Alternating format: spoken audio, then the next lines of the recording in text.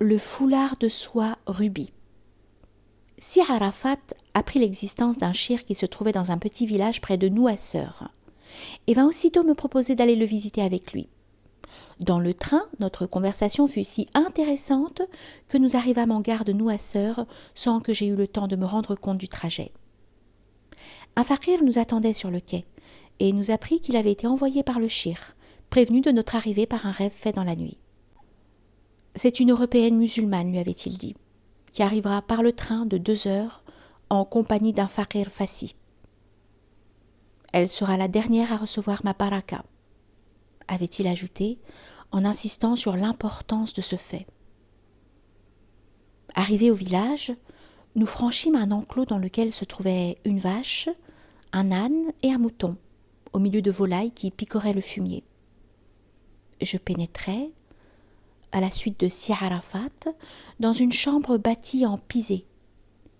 Le shir était couché sur un matelas posé sur un chalit en bois. Un drap usé, poussiéreux, recouvrait son corps mince, de grande taille. Il me parut âgé d'environ 90 ans. Son visage, au teint de cire, avait une expression de dignité sereine. Son regard gris pénétrait au plus profond de l'âme. Il portait un collier de barbe blanche et légère, comme un flocon d'écume. Il m'impressionnait.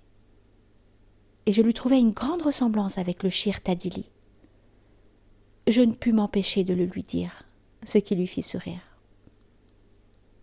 Pendant qu'il écoutait Sir Arafat lui parler de mon désir de connaissance spirituelle, je remarquai dans une encoignure 4 tomes des Futuhat d'Ibn Arabi.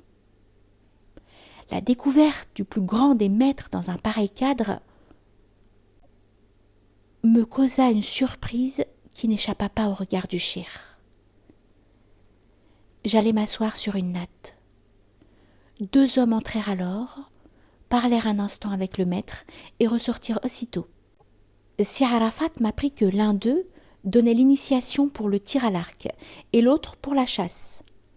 Ils étaient les derniers de leur tariqa, autorisés à transmettre ces initiations. J'eus un grand plaisir à avoir vu ces hommes. Le shir me raconta alors son rêve et ajouta un détail. « Tu seras la dernière à boire de l'eau de mon puits, selon mon rêve. » Il pria Sir Arafat de sortir, de remplir un vase avec l'eau du puits qui se trouvait dans la cour et me la donna à boire. Il me transmit alors sa baraka, influence spirituelle. Avant de partir pour Nouasseur, poussé par une force intérieure impérieuse, j'avais emporté un foulard en voile de soie de couleur rubis. J'avais désiré longtemps un tel foulard car j'aime cette couleur si rare et si vivante. Au moment de partir, j'en recouvris la poitrine du shir, malgré la critique de ma raison qui trouvait ce geste déplacé, inconséquent.